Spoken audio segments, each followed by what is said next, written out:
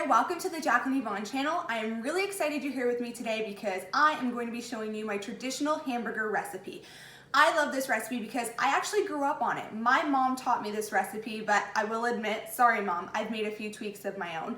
So first, let's get right into it. I have in the bowl extra lean ground beef and pork. I have 600 grams of both. And the reason why I have two different types of meat is because the pork helps add moisture to the burger. Everyone hates a dry hamburger, so I like to add pork. Now you don't have to add pork. You can use a fattier ground beef, like medium for example, or you can take the sausage out of the link and add that. That's usually something I like to do when I really want to add a lot of flavor. I've also have minced bacon before and added it into the beef. But I need a lot of burgers, so I do half ground beef and half pork to really get a juicy, tasty burger. So once I have these in the bowl, next what I like to add is about a quarter cup of chopped onion. Now you want to make sure these are finely chopped because when they're too big, it makes it difficult for the burgers to combine. So you want about a quarter to a third of a cup of chopped onion. Next, what you want to add is you want to add about a quarter of a cup of your favorite barbecue sauce. I like the Bullseye Bold Original, traditional, adds a good smoky flavor to it. So you need a quarter of a cup. Then I'm gonna be adding about a teaspoon to a tablespoon of Montreal steak spice. I eyeball it, so just you do what you want. Maybe if I could open this today. See, this is the downside of having nails. I should have opened it before the video. So I'm probably gonna add about just over a teaspoon. I don't like to add too much because then it gets a really strong flavor in the burger. And last but not least, I am adding breadcrumbs. I am doing Italian flavored breadcrumbs. You can make your own. I am lazy, I buy my own, and I like the Italian flavor because it adds some extra seasoning into the hamburger. Now you don't need a lot. I only do about a quarter of a cup, and that's it.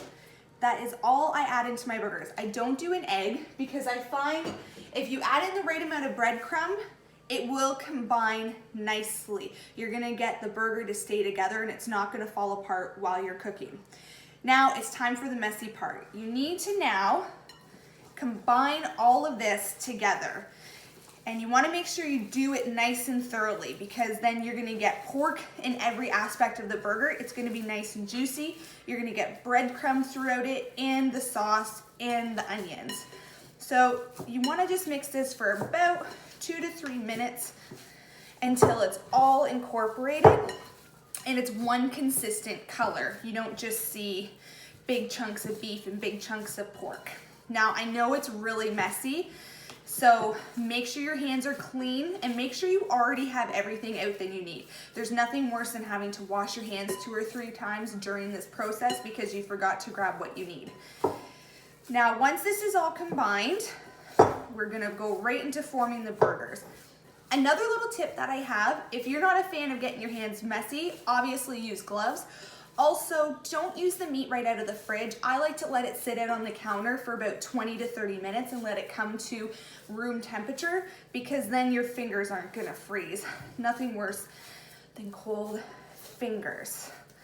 So once this is all nice and combined, just like this, you can see it's all one nice consistent color and I don't see chunks of breadcrumbs and I see onion strewn out.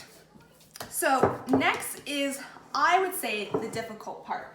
I'm gonna grab a baking sheet, like so. Try not to touch it with my fingers. This is the difficult part because you need to have a consistent size of burger for each patty. You don't want them different sizes or they're not, some are gonna cook faster than others and you're gonna get some dry and some undercooked.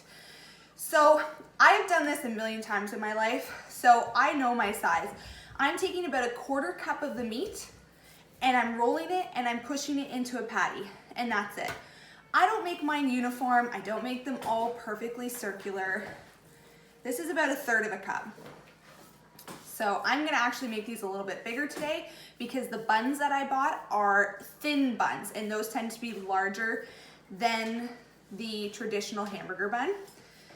So give them a good press.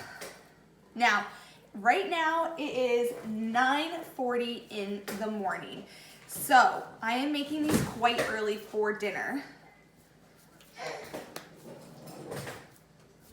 And that is because I like to let these sit in the fridge for at least 6 hours. I want all the flavor from the sauce, the Montreal steak spice to get into the meat, also to let the breadcrumb get absorbed into the meat as well. And I find that's what helps my burgers stay together when they're cooking, because I had given the breadcrumbs time to absorb into the meat, and which helps them stay together. I just don't do egg because I just found if I give the burgers time to rest in the fridge and let everything absorb, that they don't fall apart. They combine really nicely, and I haven't noticed a difference in the texture if I add an egg or not. It just more helps, the egg helps keep things combined. So I'm gonna make all of my burgers just like so. And once you have made all of your burger patties, simply cover it with plastic wrap so they're completely sealed and leave in the fridge until you are ready to barbecue. I take them right out of the fridge, take them right out to the barbecue and barbecue them for about 3 to 4 minutes on each side at about 425 degrees on the barbecue. They come out nice and juicy. I don't have to add any barbecue sauce on them because of the barbecue sauce already in the patty. And that's it. Once they're cooked, you can let them rest for 2 minutes to allow the juices to come out and for the meat to rest. And that's it. And that is the homemade traditional hamburger recipe of my own. I hope you guys all enjoyed. Any questions, let me know, and follow me on Instagram at jacqueline.yvonne. Thanks so much everyone for watching.